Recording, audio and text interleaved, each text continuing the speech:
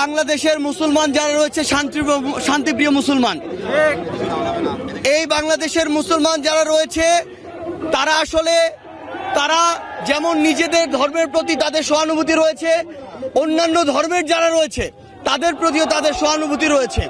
কিন্তু এই সহানুভূতিকে ব্যবহার করে কেউ যদি নিজেদের ওই ভারতে বসা চক্রান্ত, যারা মাসের 30 দিনের 25 দিন দেহটা নিয়ে এই বাংলাদেশে বসে থাকে আর বাকি 5 দিন মনটা নিয়ে ভারতে যায়, সেখানে চক্রান্ত করে এবং সেই চক্রান্তের এক্সিকিউশন এই বাংলাদেশে এসে ঘটায়, সে সকল উগ্রবাদী হিন্দুদেরকে প্রতিহত করার জন্য আমাদের মনে বিন্দুমাত্র সহানুভূতি থাকবে না।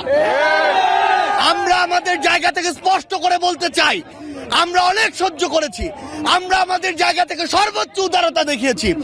আমরা দেখেছি এই অভ্যুত্থানের পূর্বে কারা কতটুকু এই অভ্যুত্থানকে সমর্থন করেছিল। আমরা দেখেছি এই বাংলাদেশ থেকে শেখ হাসিনা পালিয়ে যাওয়ার পরে কাদের মন সবচেয়ে বেশি খারাপ হয়েছে। আমরা আমাদের জায়গা থেকে স্পষ্ট দেখেছি যখন এই বাংলাদেশে অভ্যুত্থান পরবর্তী সময় একটি অস্থিতিশীল পরিবেশ হওয়ার কথা ছিল, তখন কিভাবে আমাদের এই মাদ্রাসার ভাইরা ওই মন্দিরে গিয়ে পাহারা দিয়েছে, কিভাবে 5ই আগস্ট রাতে সারা রাত ওই মন্দির পাহারা দিয়ে সকালে ফজরের নামাজ তার সামনে রাস্তায় পড়েছে। সেখানে এই সহানুভূতিকে কেউ যদি প্রশ্রয় হিসেবে দেখে, আমরা স্পষ্ট করে বলে দিতে চাই, শুধু অন্তর্বর্তীকালীন সরকার নয়, বৈষম্য বিরোধী ছাত্র আন্দোলন নয়, জাতীয় নাগরিক কমিটি নয়, পুরো বাংলাদেশ একসাথে এ সকল উগ্রপন্থীদেরকে প্রতিহত করবে। আমরা আমাদের জায়গা থেকে স্পষ্ট করে বলতে চাই, এসব ইসকনের নামে যেসব উগ্রপন্থীরা বিগত 16 বছরে অসংখ্য অপকর্ম ঘটিয়েছে, ফ্যাসিস্ট আওয়ামী লীগ এ সকল অপকর্মকে মানুষের সামনে আসতে দেয়নি।